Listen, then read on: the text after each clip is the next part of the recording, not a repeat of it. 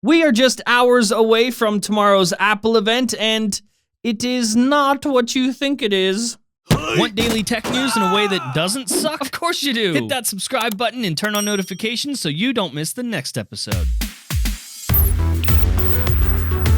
Yo, what's going on, guys? Welcome back to Front Page Tech. Of course, show that gives you all latest tech news from one geek that is me to another that is you. Happy Sunday. I know you never get a Sunday episode of Front Page Tech, but obviously tomorrow is the Apple event, so today, Fapata. Couple things. Brian, the editor of Front Page Tech, just got married. Just look at him. Look at the love. So go ahead and leave your love and your congratulations down in the comment section below. I'm sure Brian will read that. But that leads me into my second thing, more of a warning for the rest of this week. Brian is on his honeymoon in California, which means this week, all this week, I am editing the show. I know.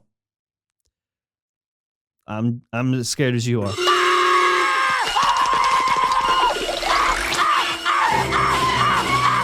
All right, so first up, story numero uno. Yes, the Apple stream is tomorrow, technically, but they've already started streaming. Yep, they've already started publicly streaming just an empty Steve Jobs theater. If you tune in, if you look at it, there's like 5 different camera angles sifting through, and every so often they raise the curtain. Yay. Now, I hate to burst your bubble, but what we're looking at here most likely is just pre-recorded video. This shit ain't live, come on now. But either way, what should we expect tomorrow? We've been hearing rumblings that Apple's getting ready to take on Netflix. That's what everyone is anticipating. Apple's own streaming service to take on Netflix, Hulu, that sort of thing. That is not the case, not what's happening. So according to a report from Recode, we're not actually about to see some sort of serious competitor to Netflix or Hulu. Nope.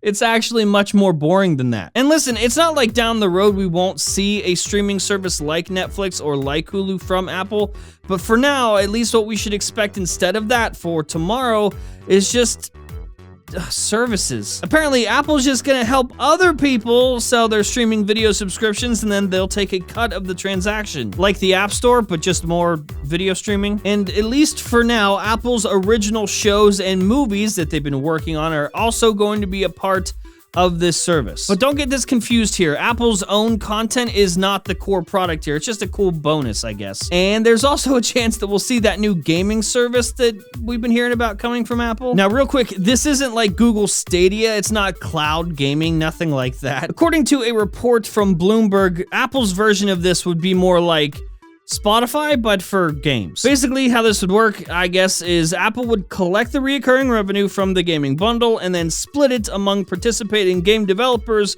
based on how much time users are actually spending playing those respective games. So reports are saying that we could hear about this tomorrow as well, but personally, I think it would be a much better idea to save this for WWDC. Listen, what we're seeing here, what we're about to see tomorrow will be a major change for the direction, the future of Apple. Their heavy focus on services more so than hardware, and it kind of makes me sad. It kind of makes me sad, but I've been saying on this show for a while that because of declining smartphone sales overall, the iPhone can't be Apple's bread and butter forever, so they need to stop focusing so much on selling iPhones to people and start focusing more on selling things, selling services to people that already have the iPhone. So with the announcements tomorrow of the new streaming service and all that stuff, let me just make a small note here that is kind of disappointing. Because if you really think about it, Apple has been selling video subscription services and taking a cut of that transaction. That's what they do with pretty much everything. Not even just video subscription services,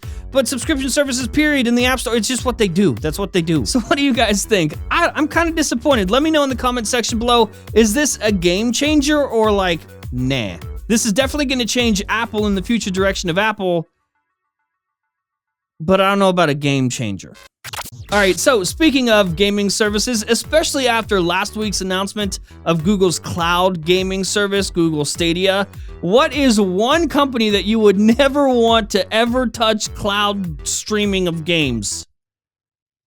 Walmart. That's right. I guess Walmart is also looking into launching their own gaming service, their own cloud gaming service. So according to multiple sources familiar with Walmart's plans who wish to remain anonymous, Walmart is at least exploring the possibilities of launching their own cloud gaming service thing. I know you're probably like, but for why?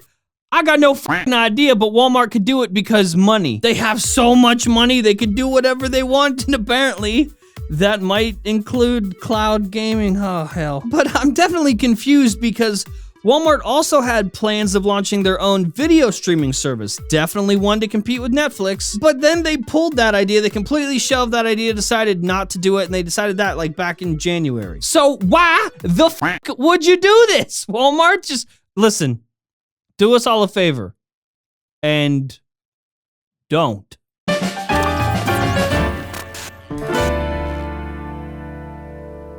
Listen, I know you've been sitting on it. I know you've been sitting on that great idea. You want to build a website, but there's two very intimidating things that seem to be in your way.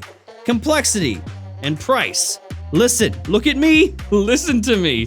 If you're looking for the best platform that will give you the most control possible, but also is so easy your grandma could do it, Squarespace, my friends. Squarespace gives you the power to elevate that side hustle to dream job with one of the most sophisticated yet easy to use website builders in the world. With professionally curated, award-winning templates, you can skip the whole embarrassing growing pains of web design and don't pay anybody for that. Just hit the ground running like a pro in no time. And with an ultra reliable 24-hour, 7-day-a-week support team featuring live chat or email, Squarespace has your back at every waking hour of the day. Literally, if you're awake, so are they. Top all that off with Squarespace's powerful marketing and online storefront tools. All you have to bring is your ideas and your good looks. Look at you. I know. And Squarespace can handle the rest. Listen, if all this sounds amazing to you, and obviously it does, head over to squarespace.com to start your free trial. And when you're in love, go to squarespace.com/frontpagetech to save 10% off of your first purchase of a website or domain. And of course, a huge thanks to Squarespace for supporting this show, supporting this community. Guys, click that link in the description below.